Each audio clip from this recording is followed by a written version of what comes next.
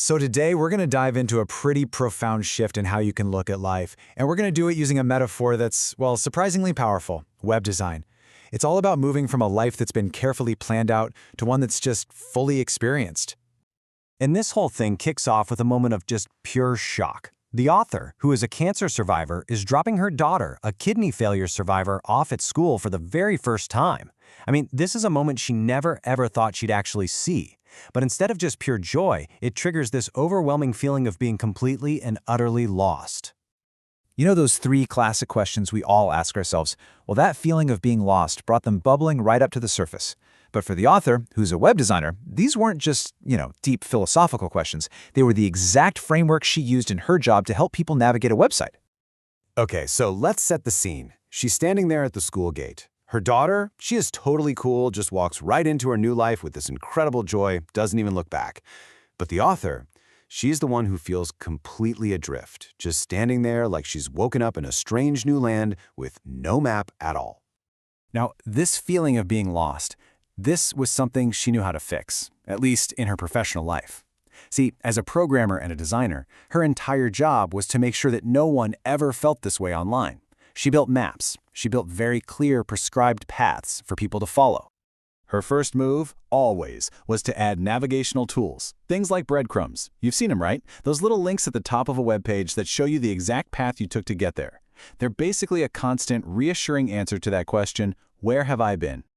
And oh, it did not stop there. She would add menus and sidebars and search boxes, literally anything and everything to make sure the user knew exactly where they were, and maybe more importantly, where they were supposed to go next. The whole experience was one big signpost. But looking back on it all, she had this stunning realization. This good user experience she was creating, it wasn't about freedom or letting people explore. It was all about control. She wasn't designing a helpful space, she was designing a tunnel, basically herding users down a single predetermined path. And right here, this is where it all clicks into place. She realized she had applied that exact same tunnel logic to her own life. She was just herding herself from one goal to the next, always pushing, always striving towards some imagined future where, finally, she'd get to be cool and fabulous.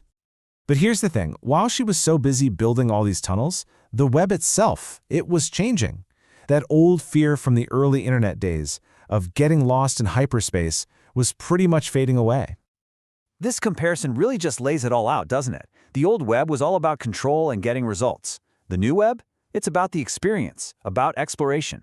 Just think of a site like Pinterest. You don't go there with a specific goal in mind, right?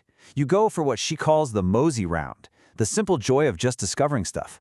The focus has shifted from signposting to a purely aesthetic experience.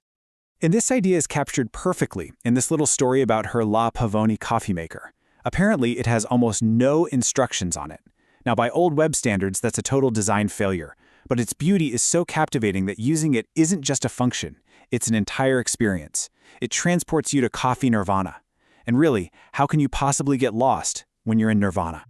So when you put all of this together, that feeling at the school gate, the tunnel design, the new web, even the coffee machine, it all led her to this incredibly powerful new principle. And it's one that applies just as much to living your life as it does to designing a website.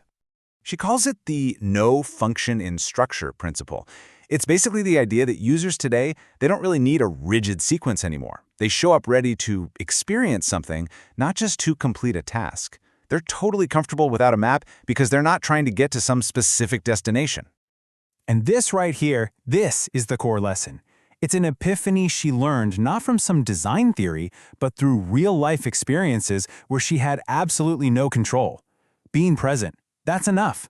The journey doesn't need to be prescribed. So what does that really mean? It means life doesn't need signposts constantly telling you where you are, where you've been, or where you're going. Because life isn't really about reaching the end of the tunnel. It's about the quality of the experience you're having right now, in this moment.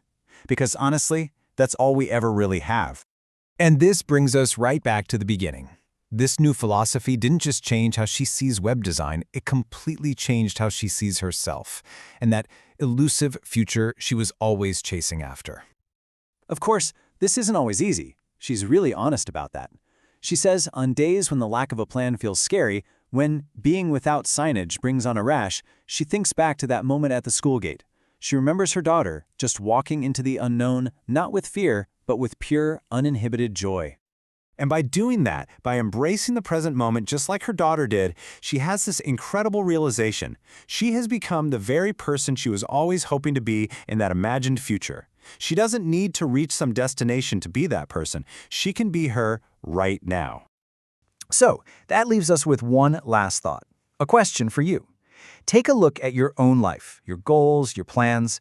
Are you designing a tunnel where you're focused only on getting to the exit? Or are you designing an experience, one that's open to all the beauty and the joy of the journey itself?